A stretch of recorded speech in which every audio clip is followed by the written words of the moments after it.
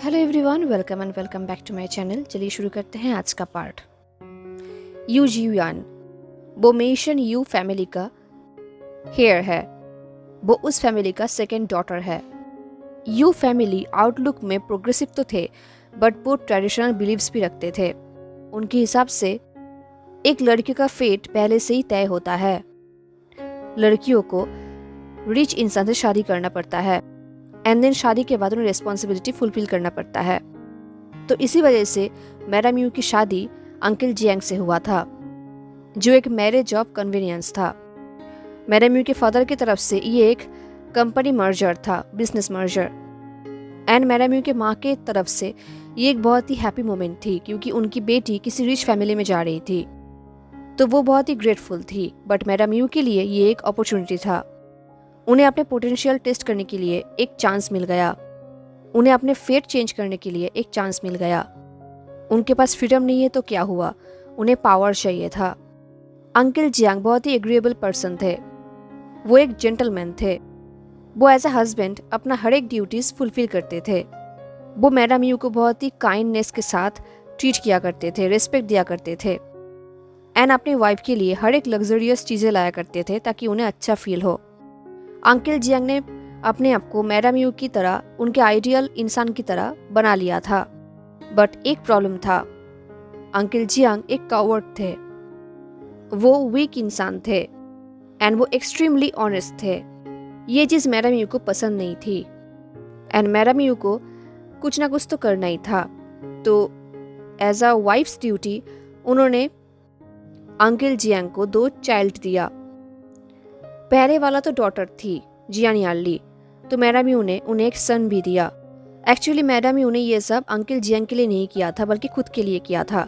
उन्हें एक बेटा चाहिए था, क्योंकि बेटी की तो शादी हो जाएगी, बट बेटे के थ्रू वो अपने पावर को हासिल कर सकती थी, उन्हें अथॉरिटी मिल सकता था। मैडम यू एक बहुत ही इंटेलिजेंट वुमेन थी। उनका बहुत एम्बिशंस था। वो हर एक कंडीशन में अपने आप को संभाल लेती थी। वो अपना एक पहचान चाहती थी, किसी के वाइफ के हिसाब से नहीं, खुद की पहचान। एंड देन हर जगह एक रूमर्स फैलने लगा, वो भी अंकल जियांग के बहुत ही क्लोज फ्रेंड का। एक ऐसा फ्रेंड जिनको मैडम यू ने कभी देखा भी नहीं था और ना ही उनके बारे में कभी सुना था। उन्हें इतना पता था कि वो फ्रेंड अंकल जियांग का पर्सनल असिस्टेंट था। एंड देन उन्होंने शादी कर ली एंड वो जियांग कंपनी उन्होंने छोड़ दिया। मैडम यू ने सुना था कि वो इंसान एक बहुत ही अच्छा कंपेनियन है, लवर है, बट मैडम यू को लव में उतना बिलीफ नहीं है। बट एनीवेज, एक दिन अंकल जियांग एक छोटे से बच्चे को लाकर मैडम यू को दे दिया, वो भी उनसे कंसल्ट किए बिना। एंड हर जगह ये रूमर फैलने लगा कि वो बच्चा, I mean Wei Wuxian, uncle Jiang के डेट लवर का बेटा है। अंकल जियांग ने बिना पूछे मैडम यू को उसका रिस्पॉन्सिबिलिटी दे दिया एंड धीरे धीरे मैडम यू का गुस्सा अंदर ही अंदर बढ़ता रहा। तो उन्होंने उस लड़के को अपना वेपन बनाना शुरू किया, उसे उस तरीके से ट्रेनिंग देने लगा। वायलेट स्पाइडर को लेकर एक कहावत है, उनका स्ट्रेंथ प्यार के एब्सेंस से आता है, ना कि हेट्रेड के एब्सेंस से। मैडम यू का स्ट्रेंथ आता था इंडिफरेंस से। चाहे उनके सामने कोई भी सिचुएशन क्यों ना आए, वो अपने आप को जरूर संभाल लेती थी। वो अपने गुस्से को, अपने रिसेंटमेंट को कंट्रोल करती थी। मैडम यू के खुद के बच्चे उतने इंटेलिजेंट नहीं था जितना वी वुशियान था। वी वुशियान में बहुत पोटेंशियल था, बट एक ही बुरी बात थी कि वो मैडम यू के बेटी नहीं थी। हाँ, मैडम यू अपने बच्चों से उतना प्यार तो नहीं करते थे, बट वो उन्हें बहुत केयर करते थे, उनके लिए वो कुछ भी कर सकते थे। तो इसी वजह से उन्होंने वी वुशियान को डिसिप्लिन करना शुरू कर दिया, क्योंकि उन्हें ऐसा ही करना था। वो विभूषण से प्यार करने के लिए या फिर उसके माँ बनने के लिए ऑब्लिगेट नहीं थी। इनफैक्ट वो एक अच्छा वाइफ बनने के लिए भी ऑब्लिगेट नहीं थी, जबकि अंकल जियांग एक अच्छा हस्बैंड नहीं थे मैडम यू के हिसाब से। एंड देन एक दिन मैडम चिन उनके पास आई। उन्होंने जिन गुआंगशन के बारे में बहुत कुछ बताया एंड तब ऑलरेडी जियान याली एंड जिन जिशुआन का शादी तय हो चुका था। मैडम चिन जिन जिशुआन को एक्सपोज करना चाहती थी एंड इसमें मैडम यू कोई प्रॉब्लम भी नहीं था, बट वो चाहती थी कि पहले उनकी बेटी की शादी हो जाए उस घर में। इससे मैडम यू एक ही तीर से 2 निशाना मारेंगी। एक तो उस लेडी को जस्टिस मिलेगा एंड दूसरा जिन गुआंगशान जेल जाएगा एंड जिन जिशुआन को वो पोजीशन मिल जाएगा, तो उनकी बेटी उस एम्पायर में राज करेंगी एंड उनका वहां पर हाईएस्ट अथॉरिटी होगा। बट अंकल जियांग का थॉट्स ऐसा नहीं था एंड एक बार फिर उन्होंने अपना डिसीजन डिफरेंट ले लिया। उनका डिसीजन मैडम यू की तरह नहीं था। उन्होंने यान ली एंड जिन जिशुआन की शादी तोड़ने का डिसीजन ले लिया। मैडम यू को पहले से ही लग रहा था कि जियांग कंपनी उसके हस्बैंड के ऊपर है, तो शायद वो गलत हाथों में है एंड अब मैडम यू कंफर्म थी। बट एनी हाउ उन्हें अपनी बेटी की शादी जिन फैमिली में कराना ही था, एटलीस्ट कंपनी के लिए, पावर के लिए। अगर इसके लिए उन्हें अपने हस्बैंड को बिट्रे करना पड़ेगा तो वो वही करेंगी, बट एटलीस्ट ये करने से उन्हें एक बहुत बड़ा प्रॉफिट मिलने वाला है। एंड ऐसा ही हुआ। उन्होंने अपने हस्बैंड को अपने रास्ते से हटा दिया, उनका मर्डर करवा दिया, वो भी जिन गुआंगशान के हाथों। एंड उन्होंने वही किया जो वो करना चाहती थी एंड देन उन्हें वही मिला जो वो चाहती थी। उन्हें पावर मिला, उन्हें वो कंपनी मिला। सब कुछ उनके प्लान के हिसाब से चल रहा था, सिवाय लांग वांगजी। उन्होंने खुद लांग वांगजी को चुना था अपने घर के सन इन लॉ बनाने के लिए। एंड जब उन्होंने लंजे एंड विंग के बीच के प्यार को बढ़ते हुए देखा, उनके शादी को स्ट्रांग होते हुए देखा, मैडम यू को अपनी शादी की याद आ रही थी। उनकी शादी इतना भी स्ट्रांग नहीं था, उनके बीच में प्यार नहीं था। तो कहीं ना कहीं ये चीज मैडम यू के ईगो को हर्ट कर रहा था। मैडम यू के अंदर कोई प्यार तो नहीं था, बस रिसेंटमेंट था। एंड उन्होंने रिसेंटमेंट के चलते गलत डिसीजन ले लिया। इनफैक्ट टू बी ऑनेस्ट, उस दिन डिनर पार्टी में जो कुछ भी उन्होंने लंजा के साथ किया, एंड जब लंजा उस सूप को टेस्ट कर रहा था, तब मैडम यू समझ गई थी कि अब उनका डाउनफॉल शुरू होने वाला है, क्योंकि वी वुशियान को उन्होंने ही बड़ा किया था। एंड मैडम यू को रियलाइज हो चुका था कि उन्होंने अपना लिमिट क्रॉस कर दिया है। एंड ऐसा ही हुआ था। उनका ईगो इतना ज्यादा बढ़ गया कि उन्होंने अपने ही डाउनफॉल का शुरुआत कर दिया।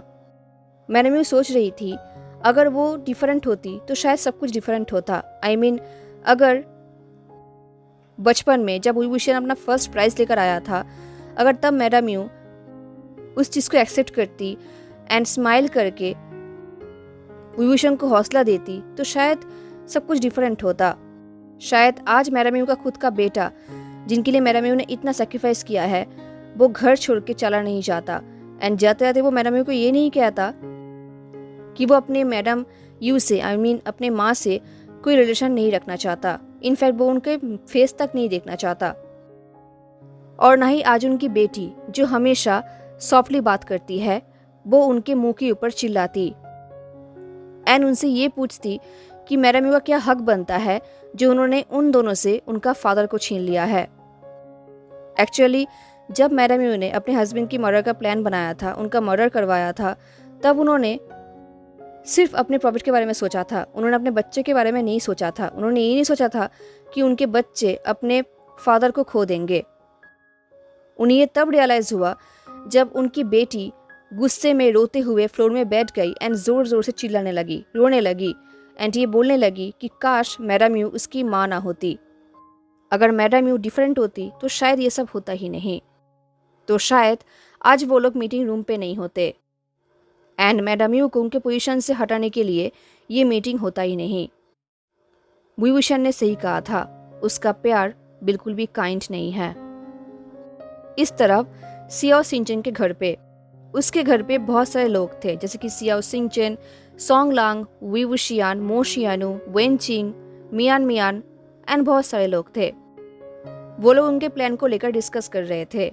उन लोगों को रियलाइज हुआ कि मैडम यू के खिलाफ एक लॉ सूट इनफ नहीं होगा, क्योंकि मैडम यू कोई सिंपल इंसान नहीं है, वो बहुत ही पावरफुल है। हर जगह उनका एस्टेब्लिश्ड आई है। उन्होंने अपना पोजीशन बहुत ही स्ट्रांगली बना लिया है। वी वुशियान को इतना पता है कि उन्हें मैडम यू को अंडर एस्टिमेट नहीं करना चाहिए एंड दैट्स वाई अभी के लिए वी वुशियान को लान कुरेन की सपोर्ट चाहिए। वो इसलिए चाहता था ताकि लान कुरेन पूरे वर्ल्ड में ये बात फैला दे कि वो वी वुशियान एंड लंजा के शादी को तोड़ रहे हैं, उनका डिवोर्स हो रहा है। एटलीस्ट इससे सब लोग डिस्ट्रैक्टेड रहेंगे एंड वी वुशियान अपना काम कर पाएगा। एंड विंग को इतना पता है कि वो जो कोई भी प्लान करता है, ऐसी बात नहीं है कि वो सारा प्लान स्मूथली सक्सेसफुल हो जाएगा। इसलिए विंग हमेशा अपने साथ एक बैकअप प्लान रखता है। ये चीज़ उसने मैडम यू से ही सीखा है। तो इसलिए अभी वो लोग इस मैटर को लेकर डिस्कस कर रहे थे। तभी वेंचिंग ने कहा कि ओ यंग जी शियोंग, वो बहुत ही सेफ बिजनेसमैन है एंड उसका अभी सेफेस्ट बेट है वेन रोहान। वो लोग बहुत जल्दी एक डील करने वाले हैं। ओ यंग जी शियोंग बहुत पावरफुल इंसान है एंड उन्हें ये पावर मिला है बिग पावरफुल इंसान के बूट्स को लीक करके। बट एनीवेज वो बहुत ही पावरफुल है एंड जियांग कंपनी का 12% शेयर उनके नाम पे है। तभी सोंगलंग ने कहा हमें प्रिपेयर रहना चाहिए क्योंकि जिन कंपनी अभी भी जियांग कंपनी के साथ हैं एंड जिन company one of the biggest company में पड़ते हैं। अगर ओ यांग मैडम यू के साथ हो गया तो हमारे लिए ये सब करना बहुत ही टफ हो जाएगा। हमें ओ यांग को वेन रोहान हमारे टीम में लाना होगा। तभी शियाओ सिंचन ने पूछा क्या हम में से किसी का ओयांग इंडस्ट्रीज में इन्वेस्टमेंट है। ये सुन के सब लोग चुप हो गए। किसी का भी वहाँ पर इन्वेस्टमेंट नहीं था। ये देख के शियाओ सिंचन ने शाई किया। उसने कहा यू नो व्हाट, कभी कभी मुझे बहुत ही यूजलेस फील होता है, खुद के लिए भी एंड तुम लोगों के लिए भी। एनीवेज अभी हम चाहकर भी उनके कंपनी का शेयर खरीद नहीं सकते, तो हमें किसी ऐसे इंसान को ढूंढना होगा जो उनके ऑफिस के अंदर काम करता है, जो उनका खबर हमें ला के दे सकता है एंड हम ज़्यादा टाइम नहीं ले सकते। तभी मोशनू ने कहा एक इंसान है जो उस कंपनी में काम करता है। सोंगलन समझ गया कि वो किसके बारे में बात कर रहा है। वो आचिंग के बारे में बात कर रहा है। तो सोंगलन ने कहा वो वहाँ का इंटर्न है, उसके पास ज़्यादा खबर नहीं होगा, तो हमें उसे यहाँ पर इन्वॉल्व नहीं करना चाहिए। इस चीज़ को विंग भी मानता है, वो भी एग्री करता है। इससे पहले विंग कुछ कह पाता, किसी और वॉइस ने कहा मुझे तो लगा था किसी के एब्सेंस में उसके बारे में डिस्कस करना बैड मैनर्स होता है। एंड ऑफ कोर्स ये वॉइस आचिंग का था। उसे देखकर सारे लोगों ने लगभग ग्रोन कर दिया। सियाओ सिंचन ने कहा तुम कब से हमारी बातें सुन रहे हो। आचिंग ने कहा जब से तुम लोगों ने ओयांग के बारे में बात करना शुरू किया। सोंगलन ने कहा मुझे लगा था बहुत जल्दी तुम्हारा फाइनल एग्जाम आने वाला है।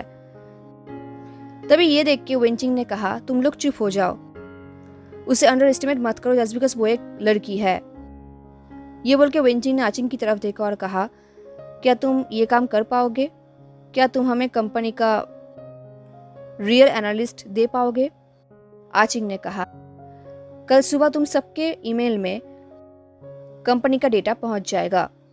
विंग को टेंस्ड फील हो रहा था क्योंकि उसने आचिंग को बड़ा होते हुए देखा है, तो ये सब बहुत ही रिस्की है। विंग ने कहा बट इसकी वजह तुम लीगल ट्रबल में पड़ सकते हो।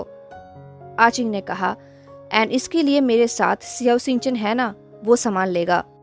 एंड वैसे भी मैं ये सब काम खुद नहीं करने वाला। ओयांग जोंग जिनका एक बेटा है जो ये काम कर सकता है। सोंगलन ने कहा oh my God gross. Xiao Xingchen ने कहा क्या तुम काम की जगह पर ऐसे लड़के घुमा रहे हो, क्या तुम इतने बड़े हो गए हो। आचिंग ने कहा तुम लोग क्या बातें कर रहे हो, जस्ट नॉर्मल बिहेव करो ओके। वो बहुत अच्छा इंसान है एंड वो अपने फादर से बहुत हेट करता है, ट्रस्ट मी वो हमारा साथ देगा। ये सुनकर विंग ने कहा अगर ऐसी बात है देन तुम्हें कुछ भी ईमेल करने की जरूरत नहीं है, जस्ट मुझे कॉल कर लेना, मैं तुमसे मिलने के लिए आ जाऊंगा। आचिंग ने कहा जैसा आप कहें। सोंगलन ने कहा मुझे नहीं लगता कि हमें इस चीज़ में उसे इन्वॉल्व करना चाहिए। हालांकि उसके बात को सारे लोगों ने इग्नोर किया। एंड नेक्स्ट डे जैसे कि आचिंग ने प्रॉमिस किया था, उसने विंग को कॉल किया एंड उसकी यूनिवर्सिटी कैफेटेरिया में मिलने के लिए बुलाया एंड विंग पहुंच गया। तभी आचिंग ने विंग के हाथों में एक फाइल दे दिया एंड देन आचिंग वहाँ से चली गई। एंड सच में उस फाइल में ओयांग कंपनी का सारा डिटेल्स था एंड ये सारा डिटेल्स ओयांग कंपनी के हेयर उनका बेटा उसने कलेक्ट करके दिया है। विंग सोच रहा था सच में उसका बेटा बहुत ही ज़्यादा सक्सेसफुल होने वाला है इन फ्यूचर में एंड वो बहुत ही ब्रेव है क्योंकि वो अपने फादर के खिलाफ ये काम कर रहा है। एनीवेज विंग अपने कार में बैठ के वो फाइल पढ़ रहा था। तभी किसी ने उसके कार के डोर पे नॉक किया। विंग ने देखा तो वहाँ पर मैडम यू का स्पेशल असिस्टेंट जिन जू खड़ी थी। विंग ने गाड़ी के कांच को नीचे उतारा और कहा, तो मेरा याद आ ही गया हाँ। ये बोल के विंग ने एक डेविलिश स्माइल किया। तभी जिनजू ने कहा, शायद या फिर शायद नहीं। एक्चुअली तुम छुप नहीं रहे हो तो तुम्हें ढूंढना बहुत ही आसान है मेरे लिए। विंग ने कहा, एंड तुम मुझे क्यों ढूंढ रहे हो? जिनजू ने कहा, मेरा म्यू तुमसे बात करना चाहती है। विंग ने कहा, ओह ओके, मैं भी बात करना चाहता हूँ, मुझसे भी वेट नहीं हो रहा। बट आई होप तुम जानते हो कि मैं एक्चुअली क्या चाहता हूँ। मैं अपने हिसाब से उनसे मिलना चाहता हूँ, उनके हिसाब से नहीं। जिनजू कार के ऑपोजिट में आई एंड कार के अंदर आकर बैठ गई पैसेंजर सीट में। उन्होंने कहा, एंड शायद तुम्हें भी पता है कि मेरा म्यू ने स्पेशली मुझे ही क्यों तुम्हें ढूंढने के लिए भेजा है, राइट? ये जो कि विंग सोच रहा था कि ऑफकोर्स वो जानता है जिनजू बहुत ही पावरफुल लेडी है एंड वो विंग को मैन हैंडल करने में एक सेकंड भी नहीं लगाएंगी। एंड उन्हें अच्छे से पता है कि विंग ये सब नहीं चाहता। तो विंग ने गुस्से में कहा, उन्हें क्या चाहिए? जिनजू ने कहा, जस्ट एक कन्वर्सेशन। ये सुन के विंग सोच रहा था, उसने ऑलरेडी लंजे को प्रॉमिस कर दिया था कि अगर लंजे को नहीं मिलना है तो उसे मिलने की ज़रूरत नहीं है मेरा म्यू से। तो अगर लंजे को पता चला तो उसे बिल्कुल भी अच्छा नहीं लगेगा एंड वो लंजे से कुछ छुपाना भी नहीं चाहता। तो विंग ने जिनजू से कहा, उन्हें बता दो कि वो वेयर हाउस आ जाए, मैं उन्हें वहाँ पर ही मिलूंगा, मैं उनके ऑफिस में नहीं जाने वाला। एंड थैंकफुली जिनजू ने प्रोटेस्ट नहीं किया, उसने फ़ोन निकाला एंड एक मैसेज कर दिया। अब विंग गाड़ी लेके वेयर हाउस की तरफ जाने लगा, उसके साथ जिनजू भी थी। जैसे वो वेयर हाउस के सामने पहुंच गया, उनके सामने एक और कार आकर खड़ा हो गया, ब्लैक कलर का। वो काइंड ऑफ वैन था एंड ऑफ कोर्स वहां से मैडम यू निकली। अब वो लोग कॉन्फ्रेंस रूम में थे। कॉन्फ्रेंस रूम में मीटिंग हो रहा था जहां पर मैडम यू, विंग एंड बाकी शेयर होल्डर्स बैठे हुए थे, जहां पर वो लोग मैडम यू की पोजीशन छीनने के लिए डिस्कशन कर रहे थे एंड जहां पर मैडम यू बिल्कुल साइलेंटली बैठी हुई थी अपने चेयर में। वो विंग को देखते हुए सोच रही थी कि अब ये विवुशियन वो विवुशियन नहीं रहा जो एक टाइम में मैडम यू के लिए चैरिटी था। अब ये विवुशियन मैडम यू का वॉच डॉग नहीं रहा और ना ही उनका वेपन रहा। अब ये विवुशियन बहुत ही शार्प नाइफ बन चुका है, जिन्हें मैडम यू ने ही बनाया था, बट अब वही वेपन मैडम यू को मारने के लिए तैयार हैं। एंड मोस्ट इम्पोर्टेंटली अब विवुशियन वेन रोहन के साथ काम कर रहा है। हालांकि इसके बारे में मैडम यू के पास ज़्यादा खबर तो नहीं है क्योंकि आसपास विंग के डिवोर्स का बहुत रिमर्स फैल रहा था, तो ये खबर कहीं ना कहीं कवर्ड हो गया। बट एनीवेज उस कॉन्फ्रेंस रूम में सब लोग डिस्कस कर रहे थे कि कैसे मैडम यू को पोजीशन से हटाया जाएगा। हालांकि विंग को देखकर साफ लग रहा था कि ये सब सुन के उसे इतना भी अच्छा नहीं लग रहा है, तो विंग मैडम यू से आई कांटेक्ट अवॉइड कर रहा था, एक कवर्ड की तरह। फाइनली मीटिंग खत्म हो गया, सब लोग अपनी चीज़ों को समेट के वहाँ से निकलने लगे। विंग भी सेम कर रहा था। मैडम यू सोच रही थी ये जियांग एम्पायर उनका हार्ड वर्क है, ये उनके लिए बहुत मैटर करता है एंड आज यही चीज़ उनके हाथों के सामने से जा रहा है, वो भी उसी लड़के की वजह से जिन्हें उन्होंने ही बड़ा किया है अपना वेपन बनाने के लिए। अभी मैडम यू के पास कुछ भी नहीं है, उनके बच्चे जो उनके घर छोड़कर चला गया है अपनी चीज़ों को लेकर, एंड अब उनका कंपनी भी उनके हाथों से जा रहा है। मैडम यू को समझ नहीं आ रहा था उन्हें क्या करना चाहिए। तो जब उस कॉन्फ्रेंस रूम में वो एंड विंग अकेले थे, मैडम यू ने विंग की तरफ देखा और कहा, क्या इससे तुम्हें खुशी मिल रही है? क्या तुम्हें हैप्पी फील हो रहा है उसी फैमिली को डिस्ट्रॉय करके जिन्होंने तुम्हें सब कुछ दिया था? ये सुनकर विंग ने मैडम यू की तरफ देखा, उसके आइज ग्लासी थी एंड उसके आइज के कॉर्नर रेड था। उसने कहा, मुझे लगा था कि मुझे हैप्पी फील होगा, मैंने सच में होप किया था कि मुझे हैप्पी फील होगा आपका डाउनफॉल देख के, बट सच कहूँ तो ऐसा नहीं हुआ, मुझे आपके लिए बुरा लग रहा है आई। ये सुन के मैडम यू ने कहा, तुमने मुझसे वो सब कुछ छीन लिया जो मैंने खुद तुम्हें दिया था, मेरा वर्क, मेरा फैमिली, मेरे बच्चे। एंड ये सब करने के बाद भी तुम्हारे अंदर इतना हिम्मत है कि तुम मुझे सिंपैथी दिखा रहे हो। ये सुन के विंग ने कहा, आपके बच्चे ज़रूर आपके पास लौट आएंगे क्योंकि ऑफ कोर्स आप उनकी माँ हैं। ये सुन के मैडम ने कुछ भी नहीं कहा, वो बस अपने चेयर में बैठी हुई थी। कुछ टाइम ऐसे ही बीत गया। मैडम अपने फेट के बारे में सोच रही थी एंड विंग उन्हें ही देख रहा था। कुछ टाइम बाद विंग ने कहा, आपका ऐसा नहीं करना चाहिए था आई। इस बार विंग का वॉइस बहुत ही ठीक था। उसने कहा, सब कुछ ठीक तो चल रहा था हमारे बीच में, आप, मैं, हम, आपको वो सब कुछ मिल रहा था जो आप मुझसे चाहते थे एंड मैं हैप्पीली आपको दे भी रहा था। मैं ये चीज़ एडमायर करता था, यू नो, आपका बिलीफ, आपका कॉन्फिडेंस, आपका कन्विक्शन, आपके मेथड्स। देन आपने इन सब में लंच को क्यों खींचा? इनफैक्ट ये क्वेश्चन मैडम यू के अंदर भी है। उन्हें भी पता नहीं कि उन्होंने लांग वांग जी को इस चीज़ में क्यों खींचा। क्या जेलसी की वजह से? क्योंकि उनका मैरिज सक्सेसफुल हो रहा था जबकि मैडम यू का मैरिज सक्सेसफुल नहीं था? या फिर वो विभूषण से उतना प्यार नहीं कर पाए जितना लांग वांग जी ने किया था, इसके वजह से? या फिर किसी और की वजह से? मैडम यू को नहीं पता, उनके पास आंसर नहीं है। तो एनीवेज उन्होंने बात को टालने के लिए हंसना शुरू किया। वो बहुत ही टायर्ड दिख रही थी। उन्होंने कहा, अगर तुम्हें पीस फील ही नहीं हो रहा तो रिवेंज लेने का क्या फ़ायदा? ये सुन के विंग ने स्माइल किया एंड अपने हेड को शेक किया पीटी की वजह से। उसने कहा, ये सब रिवेंज नहीं है आई। अगर ये रिवेंज होता तो ये सब बहुत पहले ही हो चुका होता। मेरा एक बेबी होने वाला है, तो अब मैं अपने शोल्डर्स पे ज़्यादा प्रेशर हैंडल नहीं कर सकता। ये रिवेंज नहीं है, मैडम यू ने कहा। एंड फिर भी आज यहाँ पर ये सिचुएशन है। हाँ, विंग ने कहा, ये जस्टिस है आई। मेरे हिसाब से ये जस्टिस है। आपने मेरे हस्बैंड का फेट अपने हाथों में ले लिया था जबकि वो खुद जानबूझ के अच्छा बिहेव कर रहा था, सब कुछ कॉम्प्रोमाइज कर रहा था, बट अब से वो देखकर रहा नहीं गया।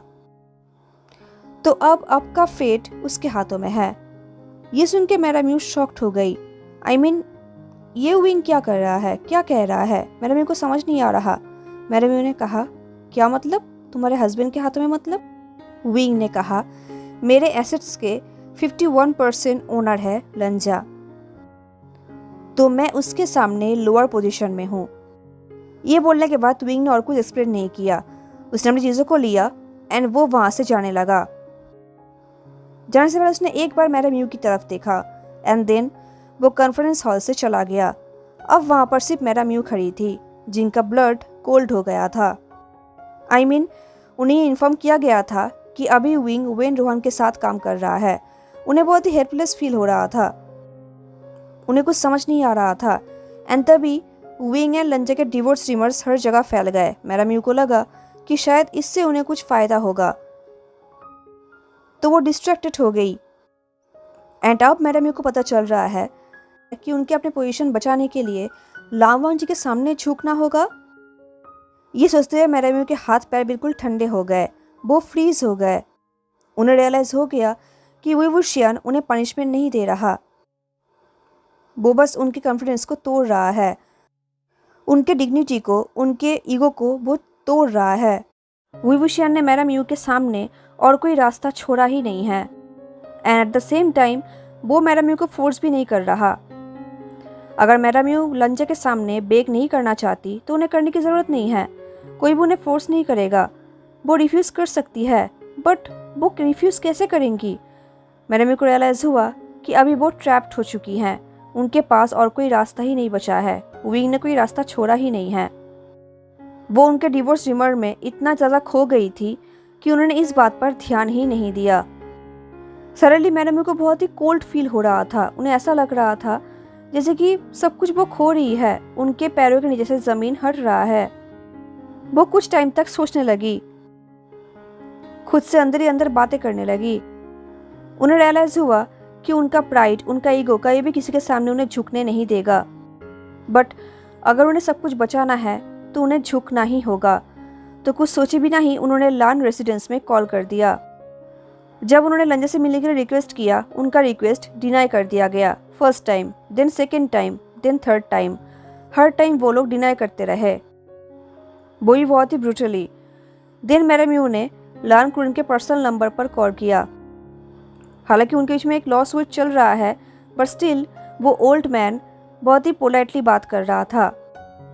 उन्होंने भी मैडम यू के रिक्वेस्ट को पोलाइटली रिफ्यूज़ कर दिया। उन्होंने कहा, वांग जी मिलना नहीं चाहता, मैंने कोशिश किया बट वो रिफ्यूज़ कर रहा है एंड मैं उसे किसी चीज़ में फोर्स नहीं कर सकता। अगर वांग जी चाहेगा तब भी वो आपसे मिलेगा, अदरवाइज नहीं। मैडम यू ने बहुत बार हर जगह पर कॉल किया बट हर जगह से उन्हें रिजेक्शन ही मिल रहा था। अब उनके पास लैंड रेसिडेंस में अपॉइंटमेंट भेजने के अलावा और कोई रास्ता ही नहीं था। तो उन्होंने अपने पर्सनल मैसेंजर से एक लेटर लैंड रेसिडेंस में भेज दिया। उस लेटर के साथ कोई भी एक्स्ट्रा लेटर, कोई फ्लावर, कोई स्वीट्स नहीं था, जस्ट एक अर्जेंट रिक्वेस्ट था सेकंड यंग मास्टर लान से प्राइवेट में मिलने का, उनसे बात करने का। एंड फाइनली 3 दिन बाद उनका मैसेंजर लौट आया एक पॉजिटिव आंसर लेके, बट उनके साथ एक कंडीशन भी था। लांग वांग जी उनसे मिलेगा तो सही, बट ये मीटिंग उनके घर पे होगा, लंचे के हस्बैंड विंग के सामने, एंड ये मीटिंग सिर्फ 5 मिनट के लिए होगा। मैडम यू जानती है ये एक ह्यूमिलेशन है, बट उनके पास और कोई रास्ता नहीं है। उन्होंने अपने दिल पे पत्थर रखा एंड इस चीज़ को एक्सेप्ट किया। इस तरफ सियाओ सिंचन के गैरेज में आज सडनली वहाँ पर वेन जूलियो आ गया था विंग से मिलने के लिए।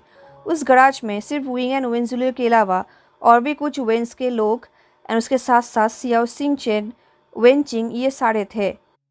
उनके प्रेजेंस में एक मीटिंग हो रहा था जो कि एक सडन मीटिंग था। ये देख के विंग गुस्सा हो गया। उसने कहा, क्या तुम लोग पागल हो गए हो? ये बात विंग वेन जूलियो से कह रहा था। वेन जूलियो जो वेन रोहान का दाहिने हाथ है। वेन रोहान उसे उसी जगह पर भेजता है जहाँ पर वो किसी और के ऊपर भरोसा नहीं कर सकते, अपने बेटे के ऊपर भी नहीं, सिर्फ उसी जगह पर वो वेन जूलियो को भेजते हैं। तो आज उन्होंने वेन जूलियो को भेजा है। वेन जूलियो ने कहा, मुझे यही ऑर्डर दिया गया था एंड मैं वही कर रहा हूँ। तभी विंग ने चिल्लाते हुए कहा, तुम्हारे ओल्ड मैन के ऑर्डर्स मेरे ऊपर अप्लाई नहीं होते। आई थिंक मैंने ऑलरेडी ये चीज़ उनके सामने क्लियरली बता दिया था।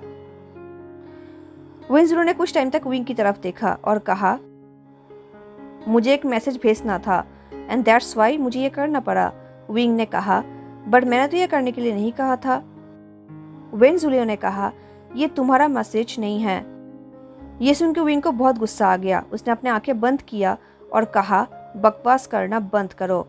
तभी वेन जूलियो ने एक नंबर पर कॉल किया। देन उसने विंग को दिया और कहा, बॉस तुमसे बात करना चाहते हैं। विंग ने उस कॉल को स्पीकर में डाला एंड टेबल के ऊपर रख दिया। दिन वो खुद अपने आंखें बंद करके चेयर के ऊपर बैठ गया क्योंकि वो रियली टायर्ड हो चुका था। उसने कहा, वेन सियांगचेन, तुमने आज अपना लिमिट क्रॉस कर दिया है। ये सुनकर वेन रोहान ने एक हेवी शाई की और कहा, टेक इट इजी वी वुशियान, हमें ऐसा करना ही था। मैं नहीं चाहता कि मेरे बॉयज में से किसी एक को कोई भी रूमर्स झेलना पड़े। ये सुनकर विंग को बिलीव नहीं हो रहा था। उसने हंसते हुए कहा, अब आप मुझे ये मत बताना कि आप मेरे लिए केयर करते हैं। वेन रोहान ने कहा, उतना ही केयर करता हूँ जितना मैं अपने बाकी असिस्ट को लेकर करता हूँ। ये सुनकर विंग शॉक्ड हो गया। हालांकि वो शॉक्ड नहीं था, बट कुछ टाइम के लिए चौंक गया था। एसिस्ट, सच में विंग एक एसिड ही तो है। एटलीस्ट कम से कम 2 साल के लिए तो बिल्कुल ही, क्योंकि 2 साल के लिए वो वेन रोहान के अंडर काम करेगा।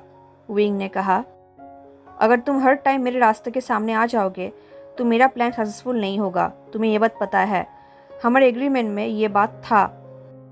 तभी वेन रोहान ने कहा, जैसे कि मैंने कहा, वेन जूलियो ने ये काम मेरे लिए किया है, तुम्हारे लिए नहीं। विंग ने कहा, वेल नेक्स्ट टाइम अगर तुम्हें कोई काम करना होगा जिसमें मैं इन्वॉल्व हो जाऊंगा, एटलीस्ट उस टाइम मुझे इन्फॉर्म कर देना पहले से, ताकि मैं तैयार रहूं। ओल्ड मैन वेन रोहान ने कहा, ज़रूर, यही फेयर होगा, बट तुम्हें धैर्य रखना होगा, तुम्हें पेशेंस रखना होगा। ये सुनकर विंग ने कहा, तुम्हारा मतलब क्या? इससे पहले विंग कुछ कह पाता, वेन चिंग अपने फ़ोन को विंग के सामने वेविंग करने लगा, क्योंकि वेन चिंग को लंजा ने वीडियो कॉल किया था। आई मीन विंग का फ़ोन वेन चिंग के हाथों में था। ये देख के विंग ने कहा, ओह वेन सियांग चेन, मुझे माफ़ करना बट मुझे आपको कुछ टाइम के लिए होल्ड पे रखना होगा, एक अर्जेंट कॉल आ गया है।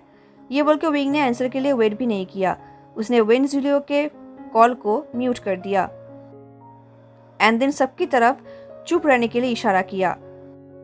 इस तरफ वेन जुलियो, जिसे बिलीव नहीं हो रहा था एंड बहुत ही एनोइंग फील हो रहा था, वो ग्रोन कर रहा था, तो विंग उस तरफ देखा एंड उसे चुप रहने के लिए इशारा किया। देन विंग अपने फ़ोन के पास गया, उसने लंजा की कॉल को एक्सेप्ट किया और कहा हे डियर। ये बोल के विंग ने स्माइल किया। वो ऐसे बिहेव कर रहा था जैसे कि यहाँ पर अभी वेन जुलियो उसके सामने नहीं है उसे थ्रेट देने के लिए। आई मीन लिटरली वो प्रॉब्लम में है, वो टायर्ड है, एग्जॉस्टेड है, पर वो ऐसे बिहेव कर रहा था जैसे कि सब कुछ नॉर्मल है। बट ऑफ कोर्स उसके सामने लंजा था, तो लंजा ने कहा तुम इतनी वाइट क्यों दिख रहे हो, क्या तुम्हारा तबीयत खराब है? तभी विंग ने कहा मैं ठीक हूँ, जस्ट इस गराज में बहुत ज़्यादा ठंडी है। ये सुन के वजह से वेंचिंग ने कहा वो झूठ बोल रहा है। ये सुन के विंग ने वेंचिंग की तरफ ग्लेयर किया एंड वेंचिंग, जो एक चैलेंजिंग लुक दे रहा था, उसने कहा व्हाट, हमने उसे प्रॉमिस किया था कि हम फिर से तुम्हें झूठ बोलने नहीं देंगे। इस तरफ लंजा, उसने विंग से पूछा तुम कहाँ पर हो? विंग ने कहा मैं सियाओ सिंजे के घर पे हूँ, मैं सच कह रहा हूँ। ये बोल के विंग ने सियाओ सिंजे के कॉलर को पकड़ा एंड अपनी तरफ खींचा एंड लंजा को दिखाया कि सच में वो सियाओ सिंजन के साथ ही है। उसने कहा देखा? तभी सियाओ सिंजन ने ऑकवर्डली अपने हाथ को वेविंग किया, लंजा ने भी सेम किया एंड विंग के साथ सियाओ सिंजन को देखकर लंजा को थोड़ा रिलैक्स फील हुआ। लंजा ने पूछा ऑलरेडी लंच टाइम हो गया है, क्या तुमने कुछ खाया है? विंग को समझ नहीं आ रहा था कि अब वो क्या झूठ बोलेगा। इस तरफ सॉन्ग लान, जो कि ग्रोन कर रहा था, तभी विंग ने देखा कि सॉन्ग लान एक एप्पल खा रहा है, तो विंग ने उसके हाथ से वो एप्पल ले लिया एंड वो लंजा के सामने वो खाने लगा। उसने कहा मैं ये खा रहा हूँ। लंजा फ्रॉन्ड हो गया, उसने कहा ये कोई मील तो नहीं है। विंग ने कहा क्योंकि मैं बहुत जल्दी घर आ जाऊँगा एंड मैं चाहता हूँ कि हम दोनों एक साथ खाना खाएं। ये सुनते ही लंजा का फेस ब्राइट हो गया, उसने कहा ऑल राइट, देर में फ़ोन रख रहा हूँ, जल्दी घर आ जाओ। विंग ने कहा मैं बहुत जल्दी घर पहुँच जाऊँगा, डोंट वरी। क्या तुम्हें कुछ चाहिए, मैं कुछ लेकर आऊँ? तभी लंजा ने कहा एंड हाँ, ज़रा न्यूज़ को चेक कर लेना, इस बार कुछ न्यूज़ आया है, मैंने कुछ देखा न्यूज़ में। इस बार लंजा के वॉइस में कोई कंसर्न या फिर अपसेटनेस नहीं था, वो नॉर्मल था। इस तरह वेंचिंग, जो ये सुनते ही हेडलाइंस को ढूंढने लगा अपने फ़ोन में। इससे पहले विंग कुछ कह पाता,